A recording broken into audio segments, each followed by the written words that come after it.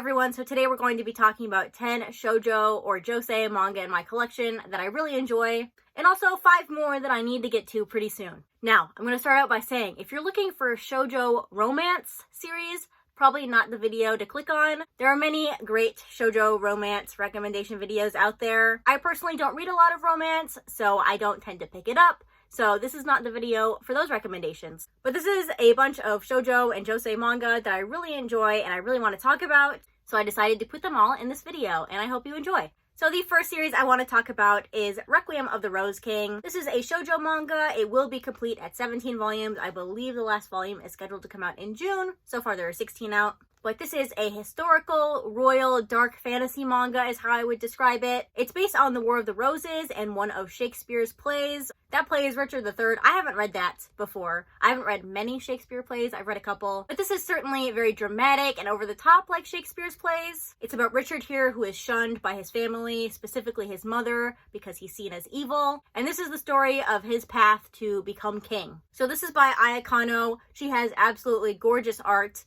on the covers and inside. This is also pretty brutal. You see this fight for power from multiple different sides. And yeah, I haven't yet read all the volumes that are out. I think I stopped at volume 14, but once it's all completed, I will start it over and read the whole thing. But I definitely enjoyed what I read. And I really like reading this dark political story. There's a bit of violence in there. Actually, not a bit, a lot. And definitely one I would recommend if you're looking for something more political, but also kind of dark and gritty. Next, we have my #1 manga that I read in 2022, and that is Blank Canvas. I've talked about this so many times, I probably don't need to talk about it anymore. But this is a josei manga. It is 5 volumes long completed. All the volumes are out in English. This is an autobiographical work about Akiko Higashimura and her relationship with art, and specifically a mentor or teacher that she meets and her relationship with him. In this manga, Akiko Higashimura definitely figures out how to blend humor in addition to sad moments, emotional moments. This is one of the most relatable manga I've ever read. The mistakes that she makes in here throughout high school and college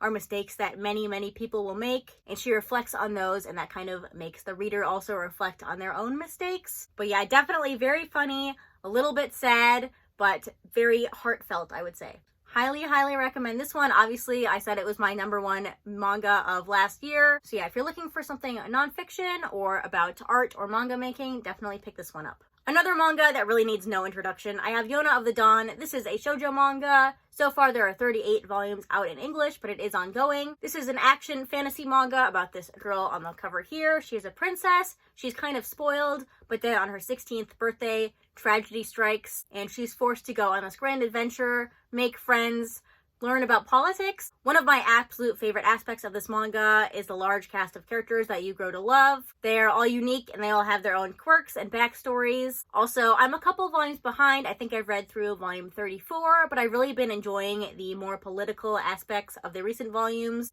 Yona's character development is really engaging. She's never really unlikable, but you definitely see her grow and come into herself, especially in these later volumes, as I mentioned. But this is probably the most popular manga on this list, so I probably don't need to talk about it anymore, but definitely one I really enjoy. I love going on this adventure with Yona and her friends, and seeing how the world affects her and how she affects the world. Definitely one I would recommend if you're looking for more action with great characters and some politics mixed in there. Next is Children of the Whales. This is a shoujo manga. It will be complete at 23 volumes. Right now there are only 21 out in English. This is another fantasy manga. In this one, it is about a group of people who live on this thing called the Mud Whale. They live a peaceful, almost utopian life until something big changes and they realize that their world is not quite as it seems. If you couldn't tell from this cover, the art in this manga is absolutely stunning. I'm going to see if I can find a good panel to show you. Here's a nice spread for you to look at. The backgrounds and the environments always look very highly detailed and really nice, obviously. Out of all these, this is the one I've read the least of. So far, I've only read 5 volumes, but I really enjoy the characters and this fantasy setting. It's almost steampunk, I would say, and I'm very eager to read more. As soon as that final volume 23 comes out in English, I will read the entire manga. But if a fantasy mystery manga with lots of secrets sounds interesting to you,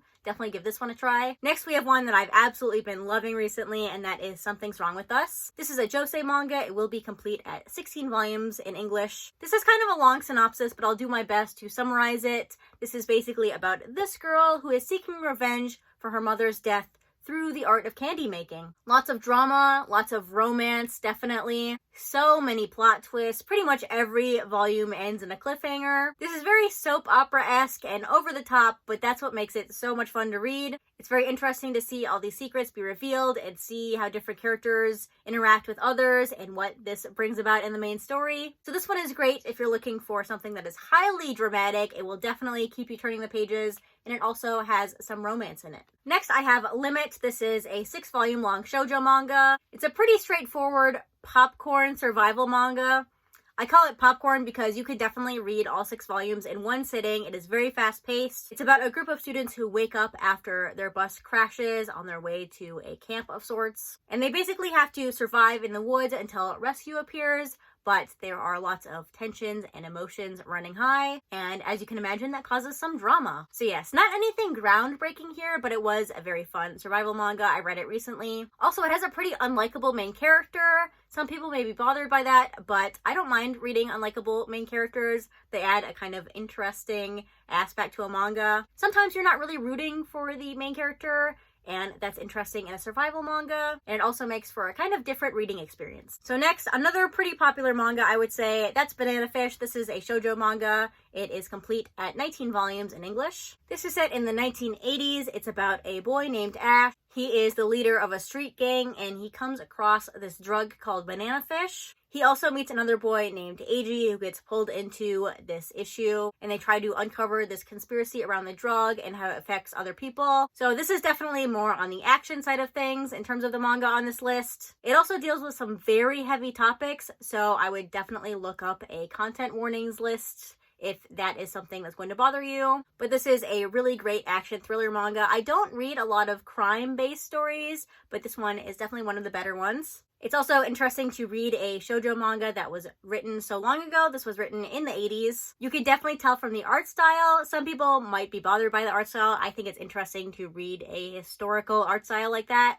But yes, if you're looking for a fast-paced thriller manga, highly recommend this one. I believe it's recently been reprinted. I know it was reprinted when the anime came out. That's when I got my volumes, but I think it's recently been reprinted as well. So if you can get your hands on it, it's worth reading because it is kind of a classic. Next on this list is Descending Stories. This is a 10-volume long Josei manga. This is about a young man who was recently released from prison, and he is really interested in rakugo. So he goes to this man who is a really famous rakugo performer and asks to be his apprentice. So throughout this 10-volume long series, we see him and his journey in rakugo, as well as his mentor's journey through rakugo. We kind of see a flashback to him and his friend and them as they start as apprentices and move to become very famous rakugo performers. So this is a really great historical drama manga. You see pretty much this guy's entire life, and it is definitely a slower paced manga, more character driven, but I always love to read a manga where a character is learning about their passion and really becoming experts at their chosen arts. That's why I love sports manga, music manga, art manga, things like that. I know there is an anime for this manga. I'm pretty sure it's complete.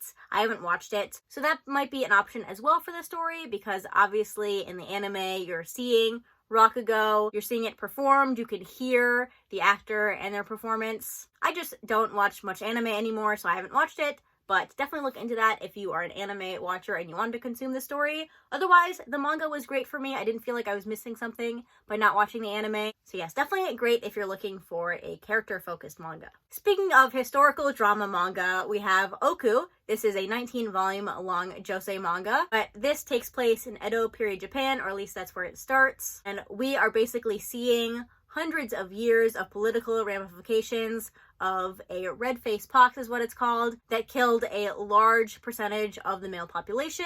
So we can see how this changed different power dynamics, but also how those power dynamics didn't change. This is probably the most ambitious manga I've ever read. It takes place over hundreds of years, as I mentioned. It is very slow-paced, not very action-oriented at all. Also, the language might be a bit difficult, especially in the beginning. It uses kind of Shakespearean language. So it definitely takes a long time to read those first couple volumes, probably through volume 10, I would say. Just like language changes in real life, you can also see it change in this manga. I really loved that aspect of the series. This is very, very politically heavy. You can see the different leadership styles from the different shoguns, and also their relationships with the people around them, how that helps them, how it hurts them. So yes, definitely a fantastic, well-executed, impressive manga. Not an easy read for multiple reasons, but I loved this manga. It was in my top 5 of 2022, and I highly recommend it if it does sound interesting to you. And the final manga in the recommendation part of this video is Princess Jellyfish. This is complete in English with 9 omnibus volumes. It's also a Josei manga, but this follows a group of otaku girls. You can see on the front, they live together in a boarding house, but their boarding house, where they all feel safe, is in danger of redevelopment, basically, and they use fashion to save it. But yes, this is a very, very funny manga. It's by Kiko Higashimura again. She is great at humor. It also has some great discussions of the fashion industry, and I didn't think I'd be interested in that, but it is very well done in here. Each of these girls, I would definitely say, is unstylish, but they all have their own inner fashion. That sounds too poetic, but if you read this, you would see what I mean. It is very well done. I really appreciate this manga. It also talks a lot about identity, not just gender identity, but kind of finding yourself through clothing, through fashion, and just in general. These characters are all kind of social outcasts, so you kind of see them come into their place in the world. So yes, this one is a little bit more lighthearted than some of the other ones I've been mentioning, but definitely highly recommend this one, especially if you're looking for something that's a little bit more lighthearted and funny. So that was everything for my recommendations. Now we're going to be talking about 5 shoujo or josei manga that are still on my shelves that I need to read. The first one is definitely the biggest one, and that is Angel Sanctuary. You can see the half-price book sticker on there. But this is by Kariyuki. She does a lot of shoujo manga. This one seems to be about angels. I have a couple of her works on my TBR, but I think this one is darker. It seems to have demons, angels, and sinners on the back of it. Yeah, I have the entire series, all 20 volumes. I'm definitely interested in reading this. I'm not sure I'm going to love it, but I did pick it up for a reason. Next, I have The Case Files of Jeweler Richard. This is a josei manga.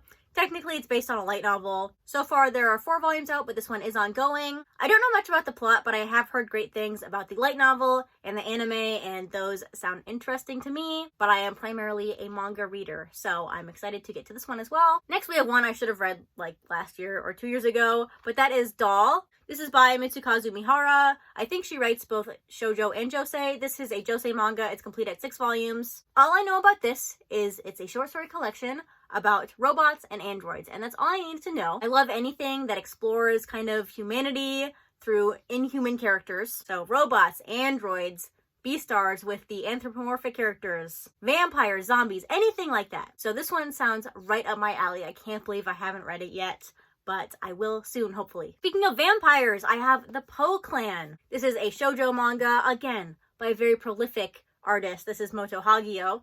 But this is complete in English in these 2 oversized hardcover volumes. I've heard fantastic things about this.